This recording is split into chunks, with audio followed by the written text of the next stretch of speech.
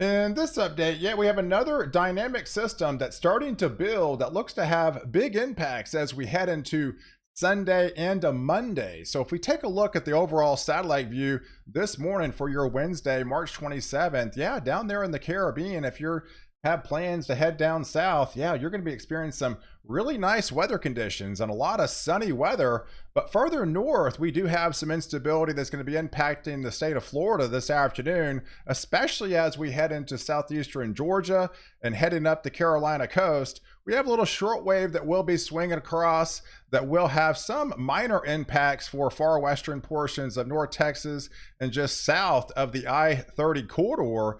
But further north, this is the main system that we have to be looking out for into the northwest, up there towards the Aleutian Islands.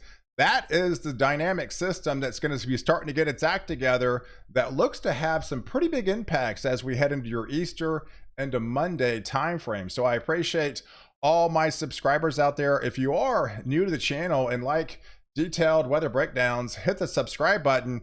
You're in. You get all my daily content on this channel. So here's the setup as we head into Thursday. We had a pretty big system for the past couple of days. Now we're kind of be in between it. So expect some really actually nice weather conditions for really a good part of the US. What's essentially is going to unfold, we're going to have this storm system that's right now highlighted over the far extreme portions of the East Coast continue to push off to the east, while at the same time the southwest winds start to return, and that's going to be a warm wind for much of the central US, while that dynamic system that's coming off the Aleutian Islands, pretty significant trough that's going to be diving southbound, and that is the main system that will be the main player as we head into that Sunday Monday time frame. But between now and then, we've actually got some pretty nice weather conditions to contend with. So as we head into Thursday, that storm system will be pretty much off the East Coast. It's really elongated on those far extreme portions of the eastern seaboard. But look at much of the country is going to be experiencing some really nice weather conditions. So it's not all about really bad weather. I only hit the highlights on this channel. There's definitely a lot of times in between systems that you experience some really nice weather. And we're headed into the heart of spring. So this is the time of year where the temperatures are really comfortable outside. And that's what you're going to be experiencing for a good part of the middle part of the country. But it's this one system that's going to be lurking coming off the Aleutian Islands that will start to enter the picture in the far extreme portions of the Pacific Northwest, especially those coastal areas. Will start getting some moderate to heavier rains again heading into Thursday, and then going into Friday again, another nice day. So for a good part of the country, even the East Coast is going to be clear as that system will be moving off the coast.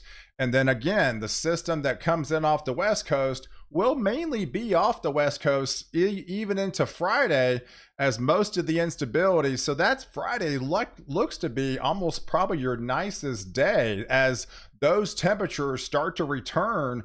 These are high temperatures heading into the afternoon. You got widespread 70s down there for Texas, really a good part of the Southeast. Those warmer temperatures will extend all the way into Kansas, back into Missouri. So these are just really nice, comfortable weather, more or less like what you would like to experience into your spring months. But what we're concerned about is that storm system that will be lurking coming in off the Pacific Northwest. And it's actually going to be bringing some renewed snow showers in its wake as well. So as we go into Saturday, there's that dynamic trough that will continue to be mainly off the West Coast, still building and still getting its act together, waiting to eject out. And before that, those temperatures are going to be rising big time in the middle of the part of the country. So I expect some nicer weather for a good part of the next couple of days, but those temperatures are going to be going back into the 80s for a good part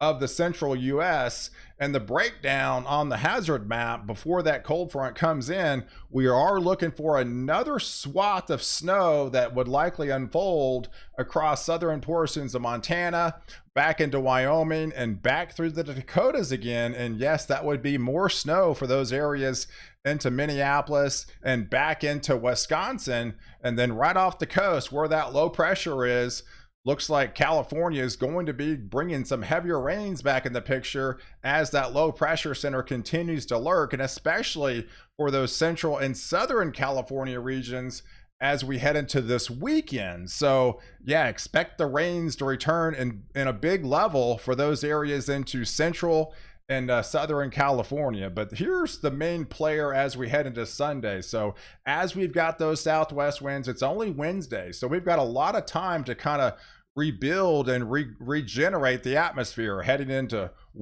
today. You got Thursday, you have Friday, you have Saturday, and it's really until Sunday you're still warm for a good part of the central and mainly really eastern 2/3 of the US, while we're waiting for our main system that comes in off the coast of California. And as this trough really starts to continue to dig, it will be ejecting outward into that late afternoon into your evening time frame, and that's when we're likely going to see our first round of severe storms as this jet stream starts to buckle.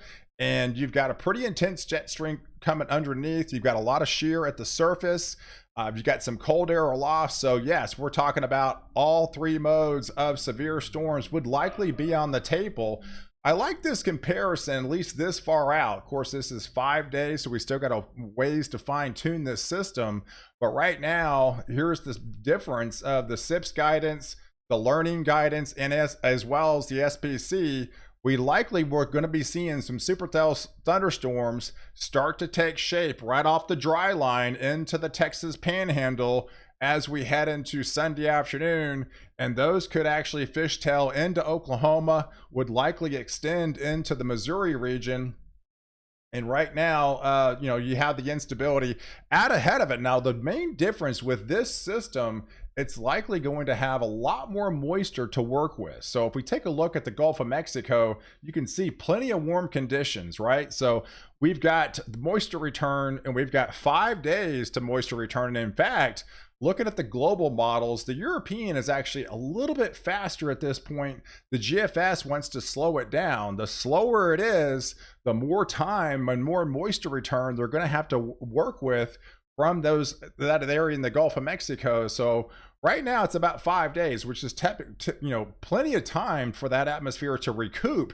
In fact, as we head into Monday, some of those areas in Texas could actually approach 90 degrees as we have a lot higher dew points, especially from the last system. In fact, some of the similarities could actually compare this to that middle of March type setup where we did have some big time hail producers in Texas that went through Oklahoma, back into Kansas, and swung all the way up into the Missouri Valley, even into the upper Midwest. And then, of course, we had some of those tornadoes, some of those stronger tornadoes that highlighted across Illinois, and especially there in Ohio there, unfortunately. But look at the dew points, and this is my main concern with this system.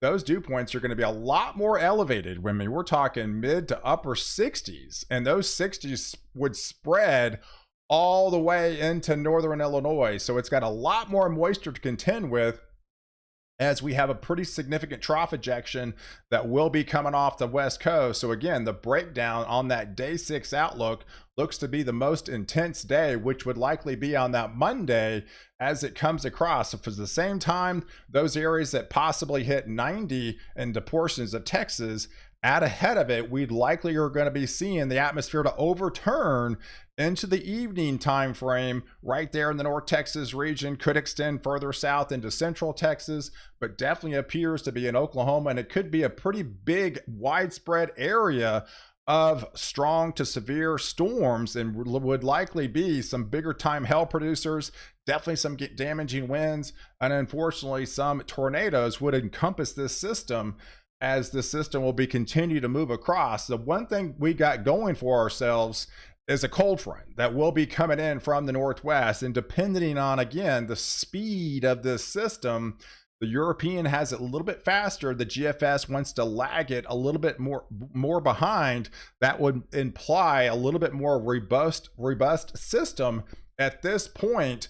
But nonetheless, we could be looking at some supercell thunderstorms kind of breaking out, especially later afternoon into the evening time frame of Monday.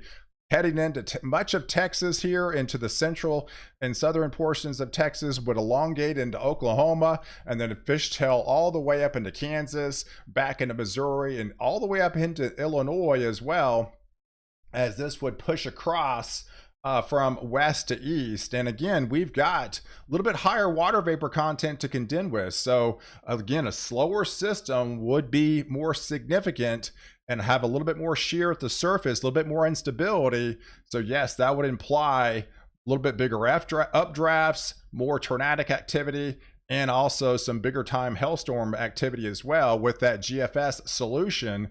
But nonetheless, this is the favorite area that we're going to really be concerned about, especially into Sunday, into Monday. It could be a pretty big, massive area to work with for those stronger thunderstorms with that dynamic cold front that will be coming in. Or, late March timeframe, it's still got a fairly decent shot of colder air that will be on the backside.